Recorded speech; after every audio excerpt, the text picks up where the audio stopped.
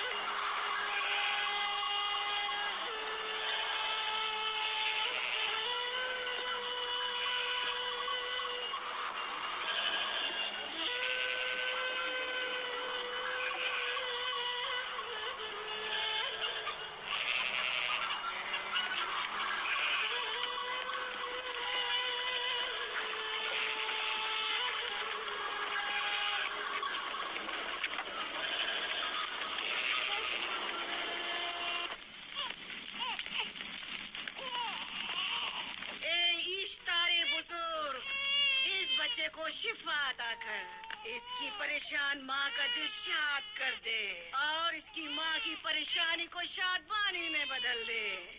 اے میرے خدا، اس بچے کو شفا عطا کر. اس بچے کی ماں یہ عہد کرتی ہے کہ تیری بارگاہ تیرے حضور میں قیمتی نذرانے پیش کرے گی.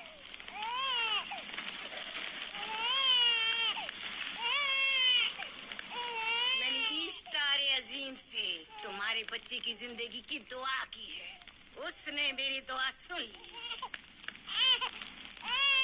جاؤ اور اپنے بچے کی اس طرح تربیت کرو کہ وہ بڑا ہو کر اشتار کا پیروکار بنے. آپ کی اور اشتار عظیم کی بہت بہت مہربانی. اشتار مہربان پہ درود و سلام ہو. آپ کی بہت بہت مہربانی. میرا بچہ موت کے دہانے پر تھا، آپ نے اسے نئی زندگی بخشی. اشتار عظیم بزرگ اشتر کو سلامت رکھے، اشتر کی حفاظت فرمائے.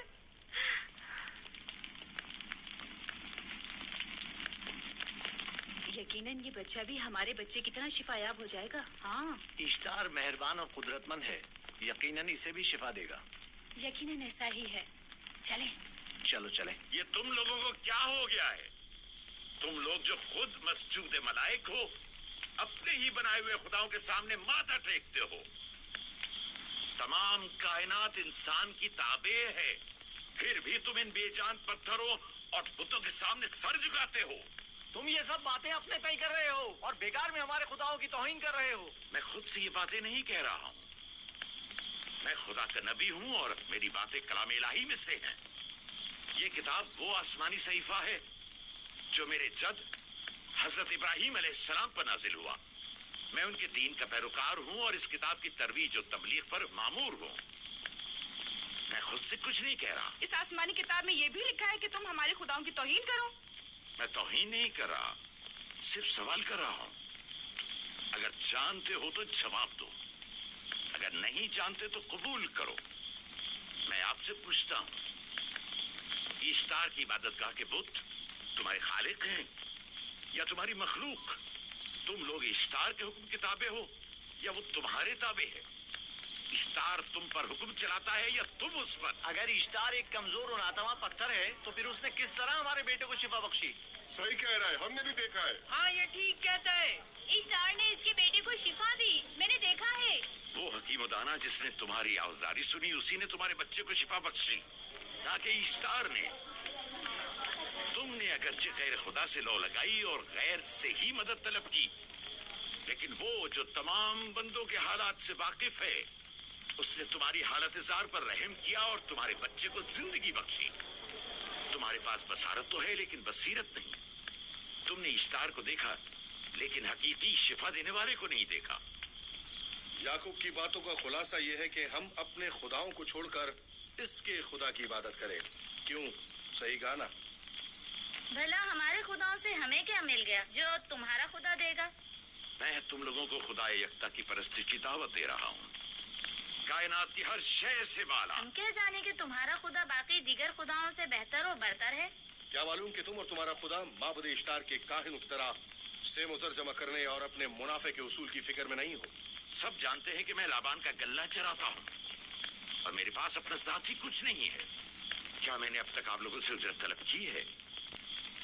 کیا اب تک سوائے محنت و مشقت کی کچھ اور کرتے دیکھا ہے؟ اگر بعد میں اجرت طلب کر لی تو؟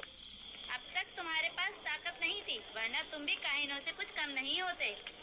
تم سب ایک جیسے ہو، صرف اپنے مفادات کی فکر میں رہتے ہو اور اپنے پیٹوں کو بھرنے اور خزانوں کے انبار جمع کرنے میں لگے رہتے ہو۔ تم حق بجانب ہو، تم نے اپنا اکلوتا بیمار بیٹا کھویا ہے اور کسی نے بھی تمہاری مدد نہیں کی، نہ ہی ایسٹر جادوگرنی نے۔